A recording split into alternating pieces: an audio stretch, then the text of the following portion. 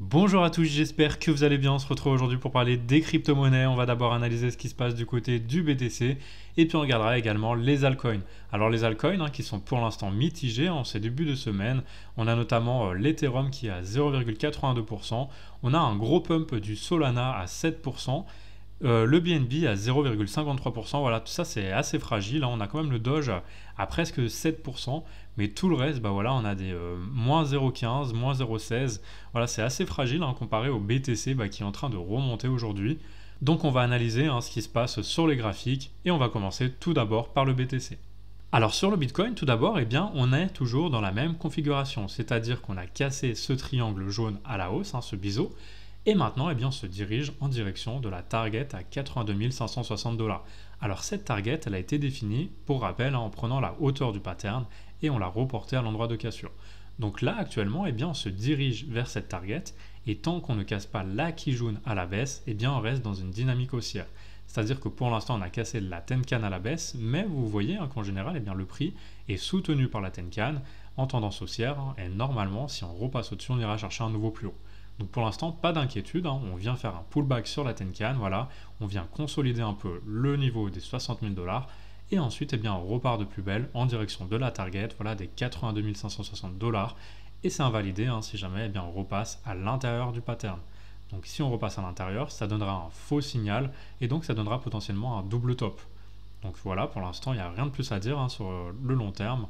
Bon, maintenant à plus court terme, si on regarde le graphique en 1 heure, on voit qu'on a cassé ce canal baissier à la hausse, je vous l'avais signalé d'ailleurs sur mon compte Twitter hier soir, et félicitations à ceux qui sont rentrés donc dans ce trade, étant donné qu'on a presque atteint ma target à 63 068 $. Alors, pour rappel, j'ai pris la hauteur de ce pattern reporté à l'endroit de cassure. Donc rien de plus à dire, hormis que pour l'instant on évolue toujours au-dessus de la Tenkan, que tant qu'on ne casse pas le nuage et la Kijun à la baisse, on peut positionner un stop loss ici sous la Kijun, et dans tous les cas, si on continue à monter, on sera gagnant, voilà, on pourra surfer sur la hausse. Alors sur l'Ethereum, à moyen terme, c'est toujours très nettement haussier, on se dirige toujours en direction de la target à 5 940 $.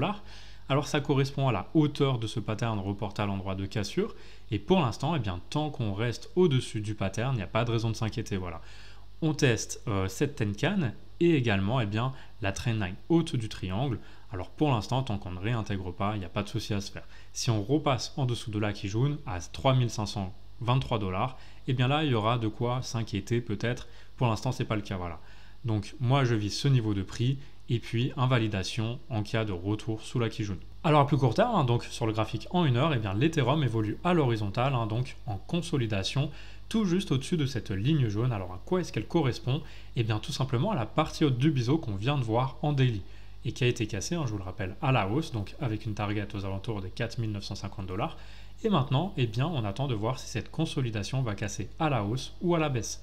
Alors je vous le rappelle, si on réintègre à la baisse, ça sera bearish pour l'Ethereum, donc on espère qu'on va rebondir et venir casser ce niveau de prix pour aller chercher un nouveau record de prix. Alors bien sûr ici, attention, on a une triple résistance, donc de cette façon, en reliant les points les plus hauts du marché, donc les corps de bougie, on s'aperçoit qu'on a été rejeté 3 fois au niveau des 4174 $. Donc c'est très important d'attendre qu'on casse à la hausse la Tenkan et puis ce niveau de prix pour entrer à la hausse, en cassure à la hausse, et aller chercher une nouvelle target. Donc la même chose avec les points les plus bas du marché qui nous donnent un support important. Voilà, on a rebondi plusieurs fois, on a rebondi 5 fois sur ce niveau de prix. Et donc c'est quand même un support assez costaud, les 4000 $ maintenant. Et donc très concrètement, on a un plan de trading efficace en théorie. Donc si on prend la hauteur de ce pattern qu'on reporte à l'endroit de cassure, ça nous donnera la target de cassure à la hausse. Donc ici, très concrètement, si on casse ce pattern à la hausse, on ira chercher un objectif haussier aux alentours des 4386 $. Donc ça, c'est un objectif court terme, voilà. Donc dans les prochaines heures ou dans les prochains jours maximum. Maintenant, si on prend la hauteur du pattern comme ceci à l'endroit de création du pattern et qu'on le redirige à l'endroit de cassure, cette fois, ça nous donne une correction en direction des 3820 $. Donc voilà, très concrètement, on attend la cassure soit à la hausse, soit à la baisse. Si on casse à la baisse, on mettra un stop loss juste au-dessus du nuage vers les 4087 $ et on visera ce niveau de prix. Et si jamais on casse à la hausse ce pattern, eh bien on mettra un stop loss en dessous du nuage, hein, parce que je vous le rappelle, le nuage, eh bien, il sert de support si le prix est au-dessus, et il sert de résistance si le prix est en dessous. Alors le VET, hein, sur le long terme, eh bien, je suis super content parce que ça fait plusieurs semaines hein, qu'on surveille ensemble ce triangle, et il a enfin cassé à la hausse. Donc la cassure à la hausse qui active la target à 0,33$, et donc moi personnellement, eh bien, j'ai positionné un stop loss en dessous des 0,09$. Pourquoi? Tout simplement parce que si on réintègre le pattern et qu'on vient en dessous du nuage, eh bien il fera office de résistance et il provoquera certainement la cassure à la baisse. Pour moi, il y a très peu de chances que ça arrive. On se dirige vers les 0,33$ étant donné qu'on est en bull run. Et donc voilà, je suis très confiant hein, pour l'instant tant qu'on ne réintègre pas ce pattern. Et là, eh bien, on est en train de faire quoi? On a fait un pullback hein, ce week-end. On a fait une bougie rouge qui est revenue tester la trendline haute. Et maintenant, eh bien, on repart à la hausse, on avale cette bougie. Donc on espère que cette bougie va avaler la précédente en clôture. Et auquel cas, eh bien, on ira chercher les 0,15$, voilà, qui correspond à la target de ce triangle en H4. Vous voyez, hein, on avait ce triangle en H4 hein, qui a été cassé à la hausse ici. Donc je vous l'avais signalé avec une target 0,15811. Donc cette target pour l'instant est toujours active étant donné qu'on est toujours en train de rebondir en fait sur la partie haute du triangle. Alors ici oui on est en train de tester en fait cette résistance importante des 0,13713. Alors attention que ça ne soit pas en fait un signal d'épaule, tête, épaule qui nous renverrait en fait rechercher tout simplement la trendline base de ce pattern. Mais pour moi on va plutôt casser à la hausse, voilà, on va plutôt avoir un W hein, et aller chercher ce niveau de prix.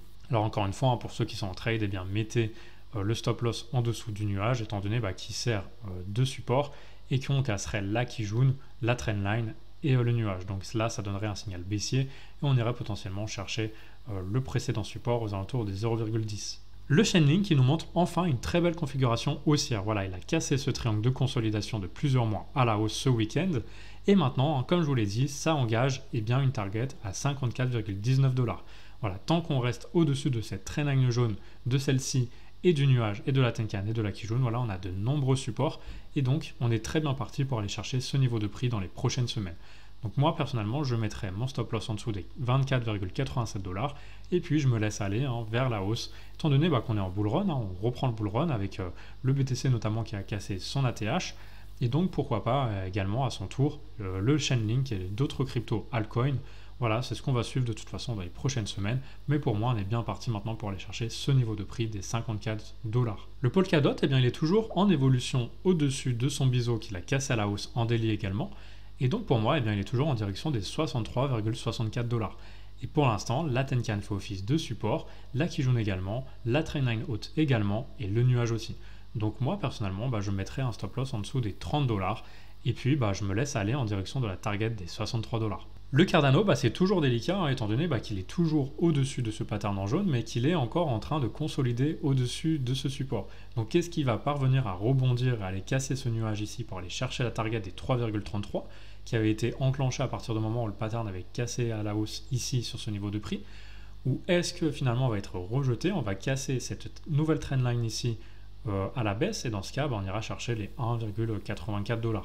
Pour l'instant, moi, tant qu'on ne rebondit pas et qu'on ne casse pas ce nuage à la hausse, je reste vigilant hein, et pour l'instant, ce n'est pas ma crypto privilégiée. Le BNB, il a vraiment une configuration magnifique, hein, comme je vous l'avais déjà signalé dans mes précédentes vidéos, il a cassé ce triangle à la hausse, un triangle de consolidation de plusieurs mois, et maintenant, il sort en direction des 822$, une target qui est validée par cette Chikuspan, hein, qui effectue pour l'instant un double bottom sur la trendline haute du pattern, donc ça, c'est vraiment bullish.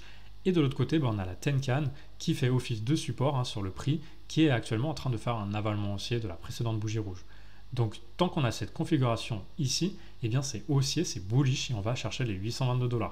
Alors bien sûr, si on réintègre le pattern, voilà, et qu'on repasse en dessous du nuage qui est censé faire office de support avec la Kijun et la Tenkan, il y aura de fortes chances qu'il serve de résistance et qu'on aille chercher en fait le bas du pattern à 276$. Pour l'instant, voilà, je reste haussier. On a largement une configuration haussière et je vise les 822$. Alors le XRP, hein, il a cassé donc son triangle à la hausse il y a quelques mois et maintenant, il effectue une consolidation au-dessus du triangle. Donc pour l'instant, c'est assez bullish étant donné qu'il a fait un pullback ici et que là, il est en consolidation. On voit que le nuage est à plat et qu'il est toujours accompagné par la Kijun hein, et par le bas du nuage. Donc normalement, ça devrait faire office de support et permettre au prix de rebondir, d'aller chercher les 2,19$. On l'espère. Alors ma target serait invalidée si jamais on repassait en dessous de ce niveau de prix là, des 0,84$, étant donné que ça casserait en fait ce range ici, ça irait en dessous de ce précédent plus bas, et donc ça donnerait une dynamique baissière avec potentiellement un retour sur le haut du pattern vers 0,70. Le Solana, il continue sa hausse suite à la cassure de ce triangle en H4, et donc ma target se situe à 251$, donc la hauteur du pattern reportée à l'endroit de cassure. Donc pour l'instant, il est accompagné par la Tenkan, la Kijun et le nuage, donc pas de raison de s'inquiéter, normalement ça devrait aller chercher cette target, je suis plutôt serein. Et voilà, ça sera invalidé si jamais on repasse en dessous des 179$ qui correspond en fait au bas du nuage ici. Le Litecoin, lui, il a une jolie configuration haussière étant donné qu'il est parvenu ces précédents jours à casser le pattern à la hausse, donc ce canal descendant, et maintenant la target à 309$ est activée. Donc tant qu'on ne repasse pas en dessous de cette trendline jaune et de ce nuage aux alentours des 164$, je vise ce niveau de prix. La Kijun est censé faire office de support en plus du nuage et de cette ligne jaune. L'Elrond, quant à lui, il évolue toujours au sein de ce pattern daily en jaune, et donc c'est un triangle qui a de fortes chances d'être cassé à la hausse. Pourquoi? Tout simplement parce qu'on consolide, et puis potentiellement on casse ce niveau de résistance. Alors on a la Tenkan, la Kijun et le nuage qui font support pour l'instant. Tant qu'on ne repasse pas en dessous, je vise une cassure à la hausse, avec donc en target les 476$ qui correspondent à la hauteur du pattern reporté à l'endroit de cassure. Le Tezos, c'est encore compliqué, étant donné qu'il évolue toujours au sein de son pattern daily en jaune, et donc pour l'instant, il essaye de rebondir sur son nuage et de regagner la Tenkan et la Kijun pour aller chercher enfin cette trendline haute qu'on essaierait de casser à la hausse pour aller chercher la target des 13,54. Pour l'instant, tant qu'on n'a pas cassé la Kijun à la hausse, attention, restons vigilants parce qu'on peut très bien repasser en dessous du nuage et aller chercher bien sûr une correction en direction des 4$ qui correspondrait au précédent support. Le Utah, c'est pareil, c'est un peu compliqué étant donné qu'on évolue toujours à l'intérieur de ce triangle et que pour l'instant, on ne parvient pas à retourner au-dessus du nuage. Tant qu'on ne retourne pas au-dessus du nuage, attention, on peut potentiellement être rejeté en dessous donc, de cette trendline, étant donné que le nuage pour l'instant fait office de résistance. Donc attention, si on casse ce pattern à la baisse, on ira chercher premièrement les 1,03$, et si on casse ce niveau de support, on ira chercher les 0,93$. Donc attention à ça. On peut très bien sortir si jamais le nuage fait office de résistance, donc attendez bien qu'on le casse à la hausse, et finalement si jamais on le casse à la hausse, là on pourra tenter la cassure avec un stop loss serré en dessous des 1,26$ qui correspondent au-dessous du nuage, voilà. Si on regarde le Matic, on se rend compte que le IOTA il suit exactement la même trajectoire, sauf que le Matic a déjà un peu plus d'avance. Voilà, on voit que le nuage ici faisait office de résistance avant et que finalement, grâce au rebond ici, il est parvenu à repasser au-dessus du nuage. Il a servi de support, il a permis un rebond et il a permis en fait au prix de repasser au-dessus de cette trendline et de casser cette résistance. Donc maintenant, la target des 3,17 est activée. Le prix est sur le support Tenkan. On a la Kijun et le nuage également en support en complément de toutes ces lignes jaunes. Et donc, on peut viser assez sereinement ce niveau de prix. Bien sûr, la target serait invalidée si jamais on repasse en dessous du nuage à 1,20$. Alors le Luna, il évolue également à l'intérieur d'un pattern daily. Donc ici, on voit qu'on est toujours sous la résistance haute. Et si jamais on parvient à casser cette résistance à l'aide de la Kijun et de la Tenkan qu'on regagne actuellement, on aura un objectif de prix à 68,85$. On peut poser un stop loss en dessous des 35,36$, étant donné que si on repasse en dessous, on ira donner un signal de cassure du nuage et donc on ira potentiellement rechercher le niveau de support ici à 24$. Moi je vois plutôt une cassure à la hausse comme sur toutes les cryptos altcoins et donc une target à 68,85$. Alors le BitToken, je vous l'avais dit dans ma dernière vidéo, il avait cassé ce triangle à la hausse. Donc ce triangle qui est un falling wedge et en général un falling wedge dès qu'il casse à la hausse, on a 100% de retracement. C'est-à-dire qu'on va chercher en fait le point le plus haut du triangle, donc les 2,46$. Pour moi, cette target est toujours active, étant donné qu'on est toujours très largement au-dessus du triangle. On a fait un pullback ici, et finalement, on est venu chercher l'objectif de prix. Voilà, on est en direction de l'objectif. Et donc maintenant, en fait, je me rends compte que si je regarde en H4, j'ai même peut-être un bull flag. Alors un bull flag, qu'est-ce que c'est? C'est quand les prix consolident en fait à la baisse et que finalement, ils cassent à la hausse. Vous voyez ici, par exemple, on avait donc ce bull flag, étant donné que le prix, il avait été rejeté sur ce niveau-là. Ensuite, il avait consolidé pendant un moment et finalement, on a une grosse bougie d'impulsion ici. Donc, on valide en fait la hausse. Alors maintenant, si on regarde l'objectif du bull flag, on prend en fait la hauteur de toute cette hausse qu'on reporte ici à l'endroit de cassure, tout en prenant compte en fait de ce point ici de support. Donc ça nous donne une target aux alentours des 2,71. Donc voilà, je vais positionner cette target pour les prochaines analyses et on verra si ça se produit. Mais il y a de très fortes chances, étant donné que c'est vraiment une crypto à fort potentiel et une crypto naissante. Donc il y a de très fortes chances, avec tout ce que je vous ai déjà dit auparavant, le fait que ça soit une crypto portée par la plateforme Bybit, qui mettent les moyens dedans et qu'ils ont un tas d'options de staking, de mining. Donc vraiment, c'est super intéressant pour moi de rentrer sur cette crypto sur le long terme. Et voilà, donc on va observer ce qui se passera dans les prochaines semaines.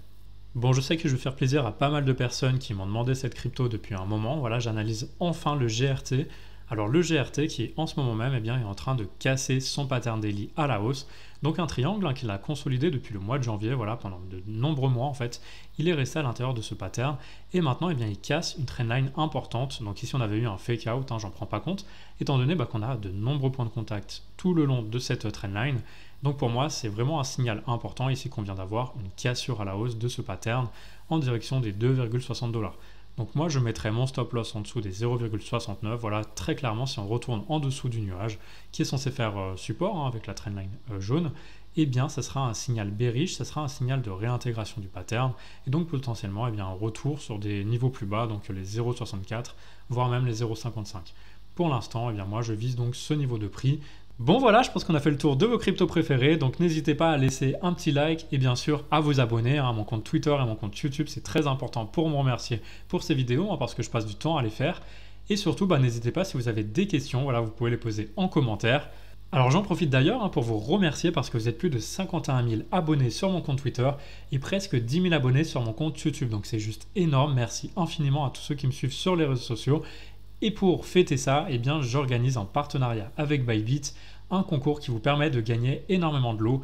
Donc on a une PlayStation 5, on a l'équivalent de 1000 bit tokens à partager entre vous et également 50 € en carte cadeau Amazon. Donc pour cela, il suffit de RT le tweet et de suivre mon compte TagadOBTC ainsi que BybitFR. Voilà. Et ensuite, bien sûr, de créer un compte sur Bybit si ce n'est pas déjà fait afin de pouvoir recevoir vos cadeaux si jamais vous gagnez. Alors je vous mets ici mon lien de parrainage étant donné que c'est une plateforme que j'utilise au quotidien. Alors n'hésitez pas, si vous êtes débutant, à vous inscrire sur cette plateforme si vous souhaitez acheter du BTC ou d'autres cryptos. C'est une plateforme que j'estime fiable, qui a un bon service client et qui est très facile à comprendre. Vraiment, vous pouvez faire du trading très facilement, très simplement. Et comme d'habitude, on termine cette vidéo en répondant à vos questions. Donc ici on a Daniel Pépé qui dit: Ishimoku, j'ai eu un problème aussi. Il m'a fallu réduire de 1 le 52 en passant à 51 pour que ça soit identique au tien. Je ne sais pas pourquoi. Alors je vois que tu es sur Binance et moi en fait j'ai un élément de réponse. Moi je suis sur Bybit. C'est peut-être pour ça que nos graphiques sont un peu différents. Peut-être parce que moi j'analyse sur Bybit et toi tout simplement sur Binance, je ne sais pas. Ensuite je suis sur du log. Donc peut-être il y a ça aussi, l'échelle du graphique. Et voilà, pour moi c'est tout. Après, je n'ai rien modifié, donc ce n'est pas normal que tu n'es pas comme moi. Voilà, je suis à 9, 26, 52, 26. Et si jamais je modifie à 51, ça sera un peu différent, ça sera décalé. Donc voilà, vérifie bien que tu es bien sur Bybit ici, si tu fais la même analyse que moi. Et ensuite, vérifie bien que tu es bien en log. Et deuxième question de Daniel, le niveau des 1,414, j'imagine, est très difficile à atteindre. Non, il ne faudrait pas une petite correction pour emmagasiner un peu d'énergie pour pouvoir y aller. Alors un petit exemple ici sur le BTC. Alors regardons ça ensemble. Donc je vais tracer en fait mon extension de Fibonacci. Pour cela, donc je prends le point le plus bas du marché. Ensuite je prends le point le plus haut du marché et je relie une seconde fois en fait au plus bas du marché. Donc de cette façon. Et maintenant ça me donne plusieurs niveaux de Fibonacci. Alors très concrètement, pour répondre à ta question, une fois qu'on a atteint les 1 de Fibonacci, pour moi il y a de très fortes chances en fait qu'on aille chercher directement les 1,414. Pourquoi? Tout simplement parce qu'on a déjà corrigé auparavant. Tu vois, donc concrètement, on avait atteint ce niveau important qui était la TH, et puis on a fortement corrigé. Donc on allait chercher un nouveau plus bas dans ce marché, dans cette consolidation, et ensuite maintenant on retourne au-dessus de ce niveau très important. Donc on a cassé, on a donné un signal de cassure, et maintenant pour moi la logique, c'est qu'on aille chercher un nouveau plus haut. Voilà, tout simplement parce qu'on a réatteint ce niveau. Et donc, une fois qu'on casse les 1 de Fibonacci, on va chercher le prochain niveau qui se situe au 1,414. Très théoriquement, moi, c'est comme ça que je vois les choses. Dès qu'on casse un ATH, on va chercher un prochain niveau de Fibonacci. Et alors ici, oui, on a un peu corrigé, mais on n'a pas corrigé non plus de façon incroyable. On a regagné le support des 60 000 $.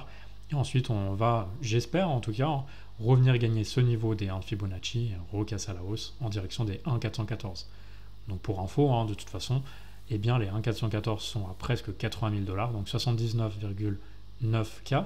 Et ensuite, on est directement sur les 1,618 à 87 000 $. Bon voilà, n'hésitez pas vous aussi à poser vos questions dans les commentaires et puis j'y répondrai la prochaine fois. Allez, sur ce, je vous souhaite une très belle journée, je vous dis à très bientôt.